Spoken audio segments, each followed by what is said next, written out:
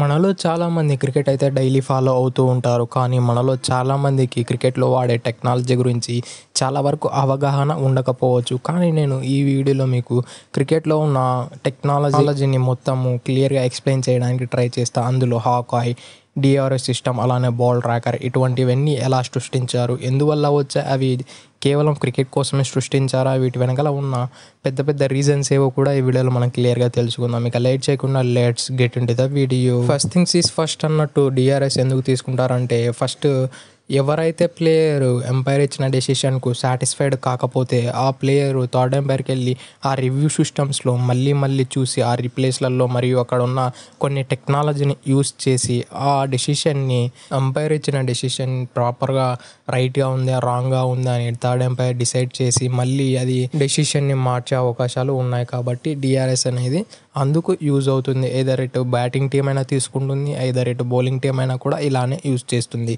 ఇప్పుడు మనం main topic విషయానికి వస్తే, అసలు డీఆర్ఎస్లో ఎన్ని రకాల సిస్టమ్స్ ఉన్నాయి, అలానే ఎన్ని టెక్నాలజీని యూస్ చేస్తున్నారో ఇప్పుడు మనం తెలుసుకుందాం. మెయిన్లీ డీఆర్ఎస్లో హాకాయ్ అని ఒక టెక్నాలజీని యూస్ చేస్తారు, అలానే హాట్స్పాట్ అనే ఒక టెక్నాలజీని యూస్ చేస్తారు, అలానే బాల్ ట్రాకర్ అనే ఒక టెక్నాలజీని యూస్ చేస్తారు. అందులో అలానే మనకు అందరికీ తెలిసిందే రిప్లే సిస్టమ్, స్లో మోషన్స్ ఇటువంటివి కూడా చాలా వరకు యూస్ చేస్తారు.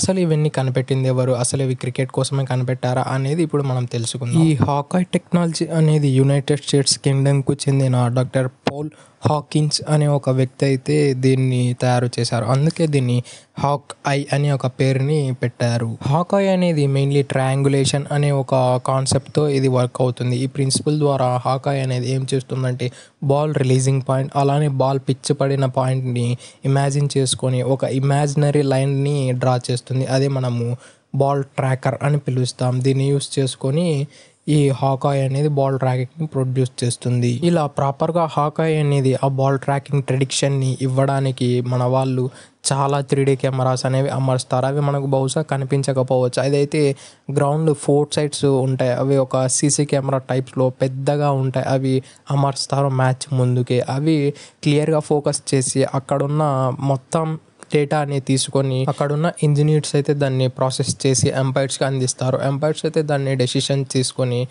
ప్రకటిస్తారు, అది అవుటా నాట్ అవుటా అని. ఆ తర్వాత one of the main thing అయిన అల్ట్రాయిడ్స్ అయితే ఇదైతే సౌండ్ వేవ్స్ని బట్టి ఆ సౌండ్ అనేది క్యాప్చర్ చేసి అక్కడ బ్యాట్ ఎడ్జ్ అయిందా లేదా అనేది కన్ఫర్మేషన్ని తెలియజేస్తారు. అదే మనము ఎప్పుడైతే ఎడ్జ్ కోసం డిఆర్ఎస్ బ్యాటర్ తీసుకున్నప్పుడు, ఆ ఫీల్డింగ్ టీమ్ తీసుకున్నప్పుడు మీరు క్లియర్గా గమనిస్తే సైడ్న ఒక బాక్స్ వేసి అక్కడ వేవ్స్ని ప్రొజెక్ట్ చేస్తూ ఉంటారు. ఇనీషియల్గా అయితే అది చాలామందికి అక్కడ బాల్ తగిలింది కాబట్టి ఆ వేవ్స్ హై అయ్యాయి అని అనుకునేవారు. కానీ దాని వెనకల ఉన్న ఫినామినా అయితే కంప్లీట్లీ వేరు. ఎప్పుడైతే 2 ఆబ్జెక్ట్స్ మీట్ అయినప్పుడు అక్కడ కొంచెం వైబ్రేషన్ ఆర్ నాయిస్ అనేది ప్రొడ్యూస్ అవుతుంది. ఆ నాయిస్ని క్లియర్గా క్యాప్చర్ చేయడానికి అంపైర్స్ మరియు ఐసీసీ బోర్డు ఏం చేసిందంటే, స్టంప్స్ దగ్గర ఆ క్లియర్గా మైక్స్ పెట్టి ఉంటారు. ఆ మైక్స్ అనేవి ఆ చిన్న నాయిస్ని గ్రాప్ చేస్తుంది. అప్పుడు ఏమవుతుందంటే, వీళ్ళు ఈ ప్రాసెసింగ్ చేసిన తర్వాత ఆ అల్ట్రాయిడ్స్లో ఈ వేవ్స్ అనేవి కనిపించినప్పుడు, ఎప్పుడైతే బాల్ బ్యాట్కి మీట్ అయినప్పుడు ఒక వీడియోలో కనిపిస్తే అప్పుడు దాన్ని ప్రాపర్గా అనలైజ్ చేసి అది అవుట్ ఆర్ నాట్ అవుట్ అని డిక్లేర్ చేస్తారు.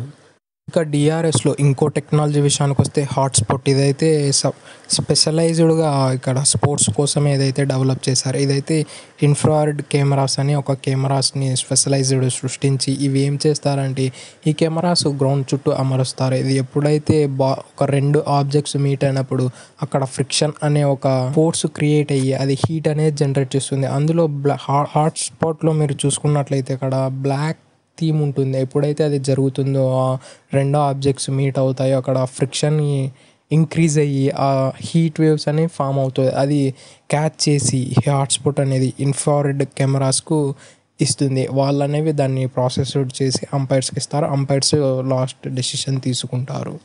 ఇక మనము ఈ డిఆర్ఎస్ యొక్క హిస్టరీ చూసుకున్నట్లయితే, ఈ డిఆర్ఎస్ 1992 నుంచే ఉంది. అప్పుడు ఈ డిఆర్ఎస్ని ఓన్లీ రన్అట్స్ అలానే బౌండరీ చెక్స్ కోసం మాత్రమే యూస్ చేసేవారు.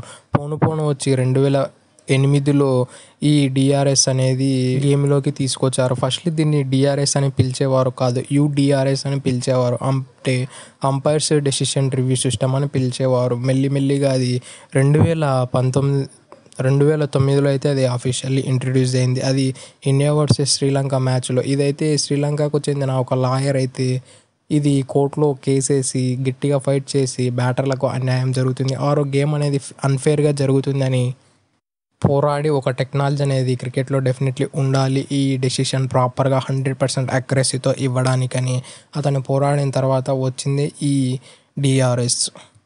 ఈ డీఆర్ఎస్ సిస్టమ్‌లో అయితే మొట్టమొదటిసారి ఔట్ అయింది మన హిట్ కింగ్ అయిన వీరేంద్ర సెహ్వాగ్ అయితే మొట్టమొదటిసారి ఔట్ అయ్యాడు. ఇదైతే ఓడీఐస్‌లోకి 2011లోకి అరంగేట్రించింది. అలానే టీ20స్‌లో చూసుకున్నట్లయితే 2017లో ఇది డెవలప్ చేసి అంతలంతలుగా యూజ్ చేస్తూ ఉన్నారు మన ఇండియన్ క్రికెట్ అలానే ఐసీసీ క్రికెట్ బోర్డ్ వాళ్ళు. ఇది మనం క్రికెట్‌లో చూసే డీఆర్ఎస్‌కు వెనకాల ఉన్న చరిత్ర. ఈ చరిత్ర మీలో ఎంతమందికి తెలుసు? అలానే ఈరోజే తెలుసుకుంటున్నాం అన్నవారు కింద కామెంట్‌లో తెలియచేయండి. That's it for today. ఇలాంటి మరెన్నో వీడియోల కోసం మన ఛానల్‌ని సబ్స్క్రైబ్ చేసి డైలీ ఫాలో కండి. Thank you for it. Have a nice day.